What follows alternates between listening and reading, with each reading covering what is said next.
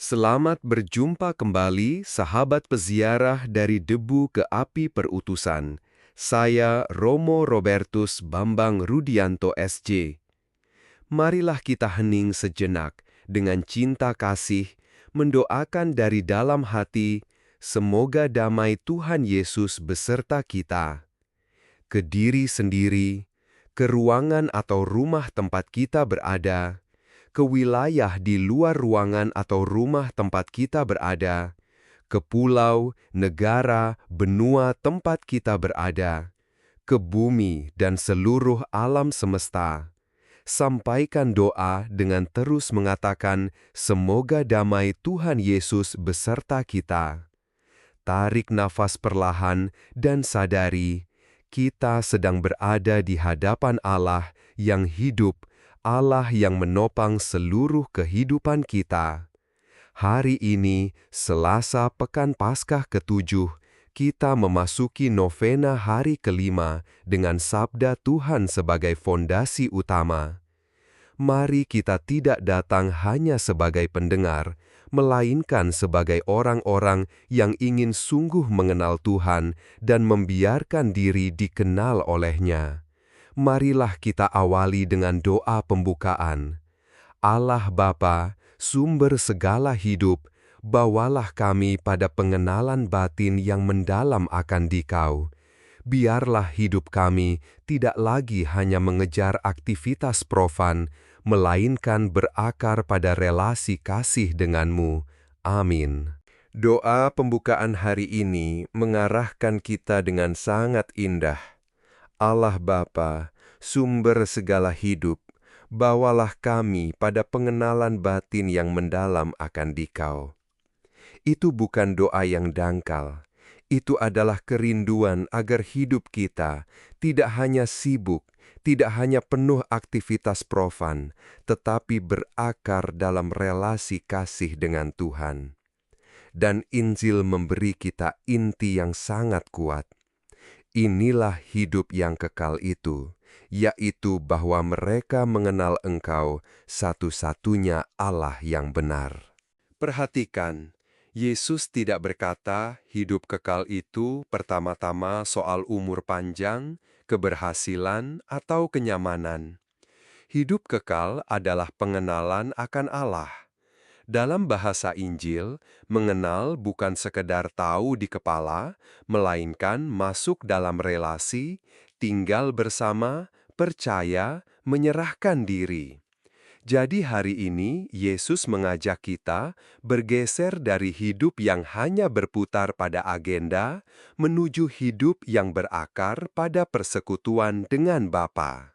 Lalu, dalam Kisah Para Rasul, Paulus berbicara kepada para penatua di Efesus dengan nada yang sangat jujur. Ia mengingatkan bahwa ia telah melayani Tuhan dengan segala kerendahan hati, dengan air mata, dengan pencobaan. Ia tidak menyembunyikan bahwa hidup perutusan itu berat. Namun, ia juga berkata bahwa ia tidak menganggap nyawanya berharga lagi bagi dirinya sendiri, asal ia dapat menyelesaikan tugas pelayanan. Ini bukan sikap nekat, ini buah dari hati yang telah ditata oleh Tuhan. Di sini, kita melihat benang merah yang sama. Mengenal Allah membawa kita pada kebebasan batin. Orang yang sungguh mengenal Tuhan tidak lagi diperbudak oleh ego, gengsi, atau ketakutan. Ia mulai bertanya, apa yang sungguh dikehendaki Tuhan? Apa yang membuat hidup ini semakin memuliakan Allah? Dan bagi kita, pertanyaan itu sangat penting, karena seringkali kita terlalu cepat bereaksi, terlalu mudah terseret, terlalu melekat pada keinginan yang tidak teratur. Maka jendela Ignasian membuka ruang pertama untuk kita. Santo Ignatius Loyola mengajarkan discernment, pembedaan gerak batin, supaya kita dapat menata hidup dengan jernih. Dalam latihan rohani, kita belajar bahwa Allah bekerja dalam batin yang diam dan jujur. Jadi, kalau hati kita kacau, mari kita tidak langsung panik. Mari bertanya, gerakan batin ini datang dari mana? Membawa damai atau membawa gelisah? Menuntun saya semakin dekat kepada Tuhan, atau justru memusatkan saya pada diri sendiri? Ignatius juga mengajar kita mencari yang lebih magis, bukan dalam arti serakah, melainkan dalam arti memberi ruang lebih bagi kemuliaan Allah.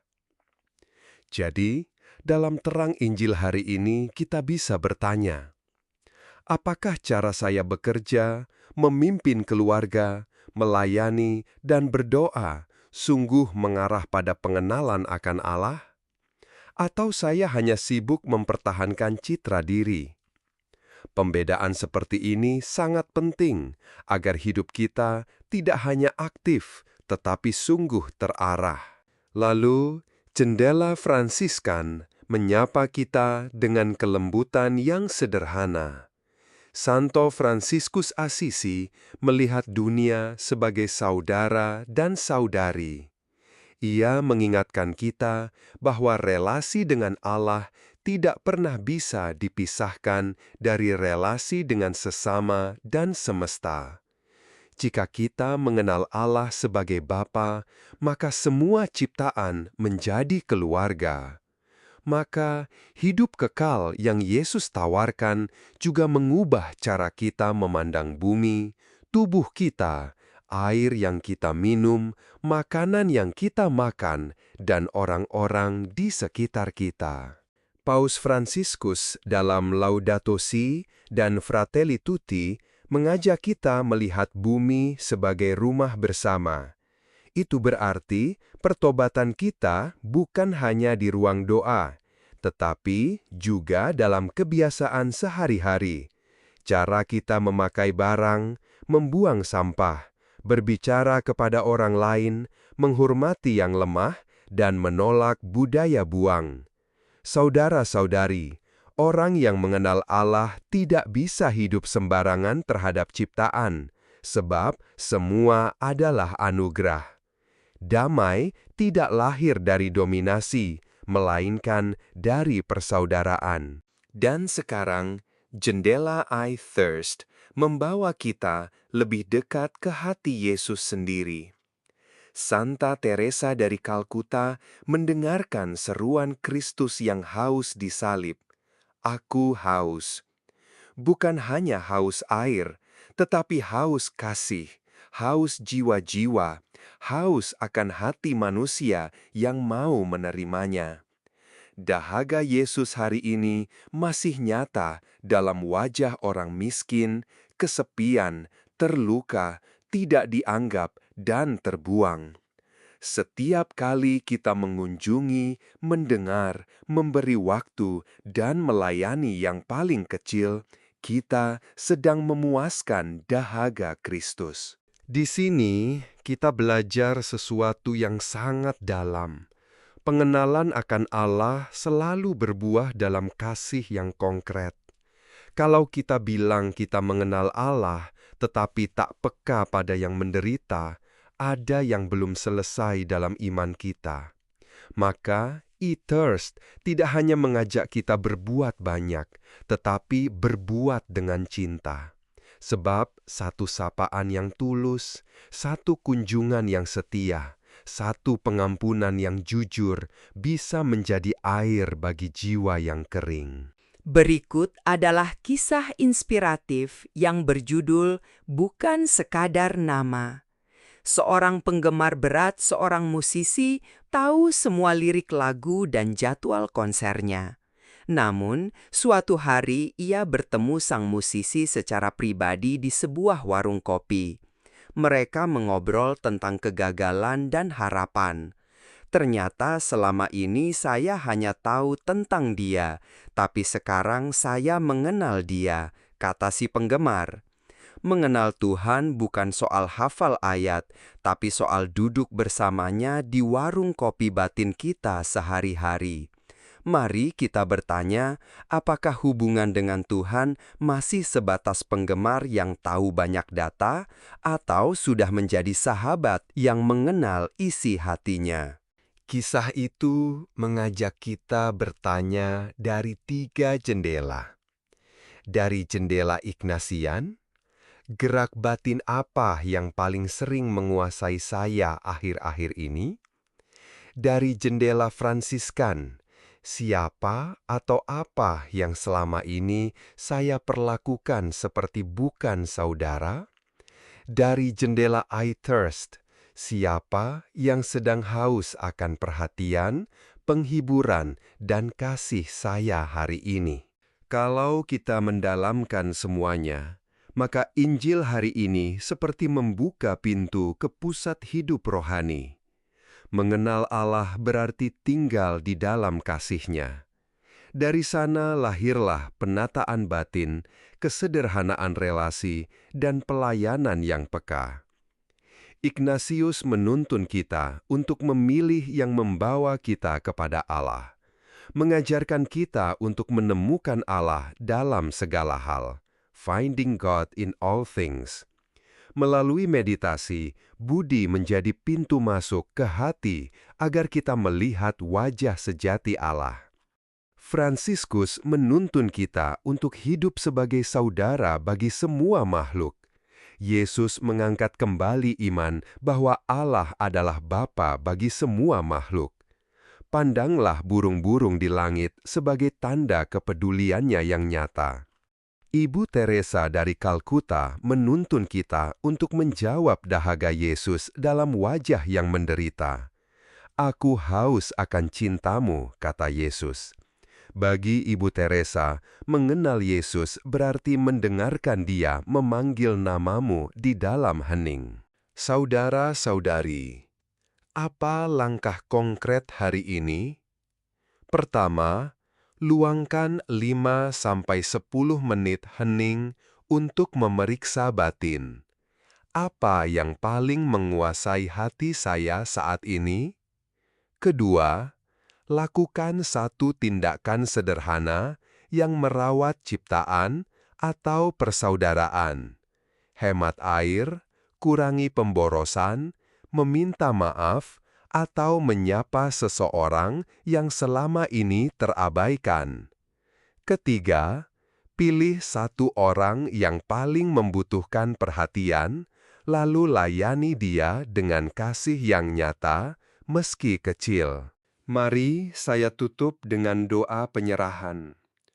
Tuhan Yesus, Engkau yang mengenal Bapa dan membawa kami masuk ke dalam hidup kekal. Tata hati kami agar kami mampu membedakan yang berasal dari-Mu. Bentuklah kami menjadi saudara bagi semua ciptaan, dan ajarlah kami memuaskan dahaga-Mu dalam diri mereka yang miskin dan terluka. Mampukan kami hari ini mengambil satu langkah konkret yang memuliakan Engkau. Novena hari kelima, hidup kekal adalah mengenal Allah. Doa pembukaan. Allah Bapa, sumber segala hidup, bawalah kami pada pengenalan batin yang mendalam akan Dikau. Biarlah hidup kami berakar pada relasi kasih dengan-Mu, bukan sekedar aktivitas duniawi. Amin. Hidup kekal adalah kualitas relasi, yaitu mengenal satu-satunya Allah yang benar dalam keseharian. Mengenal Dia berarti menghargai jejak kehadirannya bahkan dalam makhluk yang paling hina. Yesus haus akan relasi yang hidup dan personal denganmu, bukan sekedar formalitas iman yang kering. Doa datanglah Roh Kudus. Datanglah ya Roh Kudus, penuhilah hati umat-Mu dan nyalakanlah di dalamnya api cinta-Mu. Utuslah Roh-Mu, maka segala sesuatu akan diciptakan kembali dan Engkau akan memperbarui muka bumi. Doa penutup. Tuhan, Inilah hidup kekalku, mengenal dan mencintaimu. Biarlah pengenalan batin ini memandu seluruh langkah perutusanku. Amin.